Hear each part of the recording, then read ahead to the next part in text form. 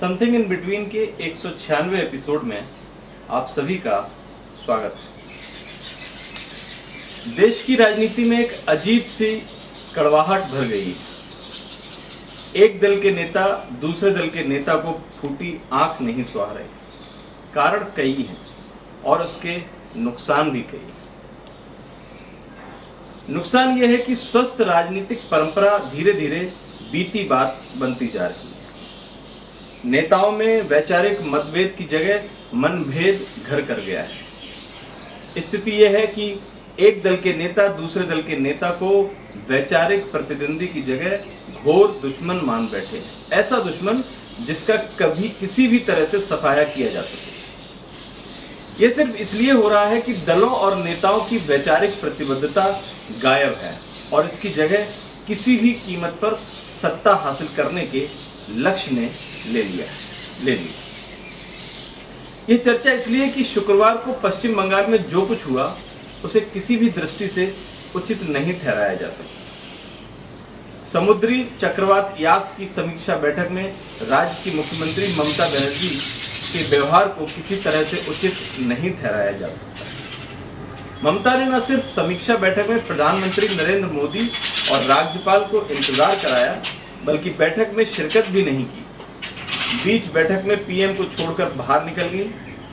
जाहिर तौर पर मुख्यमंत्री के इस व्यवहार को कहीं से उचित नहीं ठहराया जा सकता। उचित कई कारणों से नहीं ठहराया जा सकता।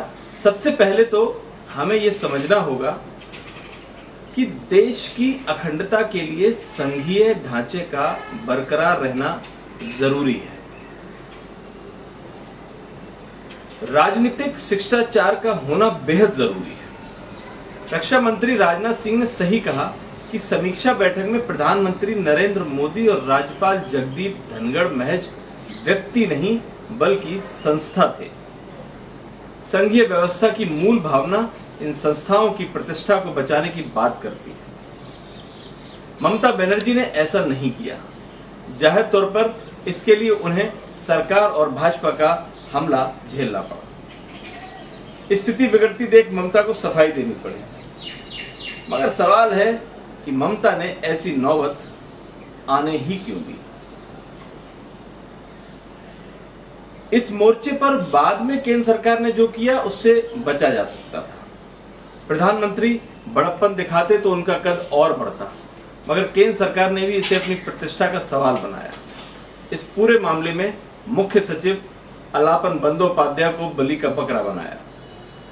राज्य सरकार से मुख्य सचिव को कार्यमुक्त करने के लिए कहा और उन्हें दिल्ली तलब कर लिया गया। जाहिर तौर पर समीक्षा बैठक में जो कुछ हुआ उसके लिए मुख्य सचिव जिम्मेदार नहीं थे।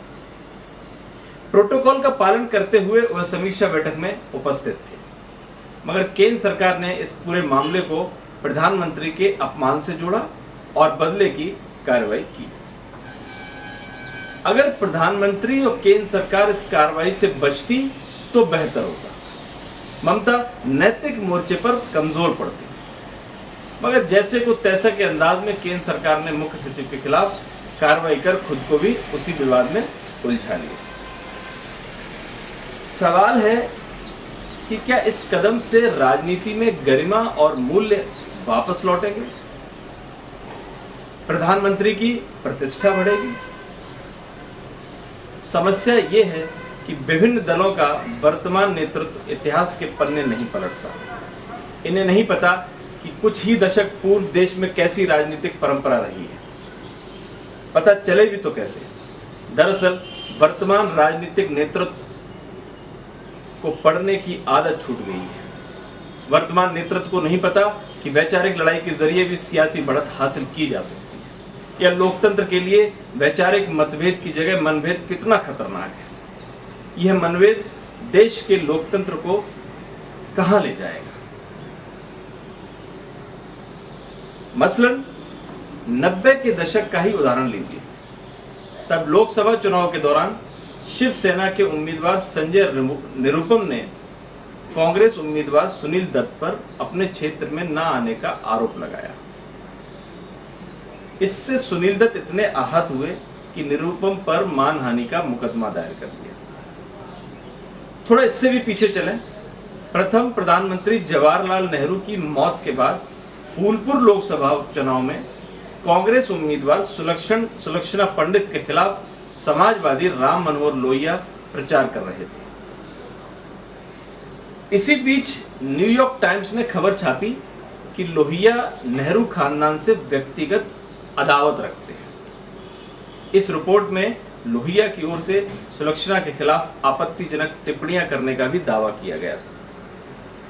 इससे आहत लोहिया ने अखबार के संपादक और प्रबंधकों के खिलाफ मानहानि का मुकदमा दायर किया। लोहिया का कहना था कि इस अखबार को नहीं वैचारिक मतभेद और मनभेद में अंतर करना नहीं आता। इस अखबार ये सही है कि लोहिया नेहरू के घोर आलोचक थे। उनकी आलोचना व्यक्तिगत न होकर वैचारिक थी। इसे नेहरू भी समझते थे। तीखी आलोचना के बीच लोहिया ये कहने से नहीं चूकते कि अगर मैं बीमार हुआ तो मेरी सबसे अच्छी सेवा नेहरू के घर में ही होगी। दूसरी ओर जेल में बंद लोहिया को आम भिजवाकर नेहरू ये संदेश देते थे कि राजनीति में बेहतर लोकतंत्र के लिए वैचारिक मतभेद बेहद जरूरी है। ये सही भी है। हमें ये समझना होगा कि कोई भी विचारधारा और कोई भी वाद का लक्ष्य अंततः जन सेवा ही है। हाँ, सेवा के तरीके अलग अलग हैं। अलग अलग विचारधारा या वाद अपने मत के हिसाब से सेवा को उचित मानते हैं। जनता के समक्ष अपना अपना तर्क प्रस्तुत करते हैं। फिर जनता फैसला करती है कि कौन सा वाद या कौन सी विचारधारा वाली सरकार उसकी बेहतर सेवा कर सकेगी। मगर अब यह बीती बात है।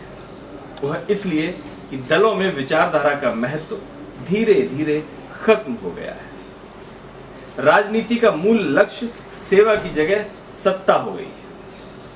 इस लक्ष्य को हासिल करने के लिए सभी दल धनबल, बाहुबल, वंशवाद, छल प्रपंच का सहारा ले रहे हैं। आम लोगों की भागीदारी को शून्य स्तर पर ले जाने की साजिश रच रहे हैं। विश्वास ना हो तो लोकसभा और विधानसभा में चुनकर आए प्रतिनिधियों का रिकॉर्ड खंगालिए। संसद और विधानसभाओं में साधारण आय वाले प्रतिनिधियों की संख्या धीरे धीरे नगण्य होती जा रही है। नेताओं का आपराधिक रिकॉर्ड, वंशवाद का रिकॉर्ड और बेहतर आर्थिक स्थिति दलों में टिकट पाने की अहम योग्यता हो गई है। इसके कारण राजनीति से अहम सवाल पीछे छूटते जा रहे हैं। यह अहम सवालों के पीछे छूटने के कारण ही हुआ है कि देश में हजारों लोग कोरोना की दूसरी लहर में दवा, बेड, ऑक्सीजन और इलाज के अभाव में मारे गए। अपनों को खोने वाले लोग अंतिम संस्कार और अंतिम दर्शन से भी चूक गए।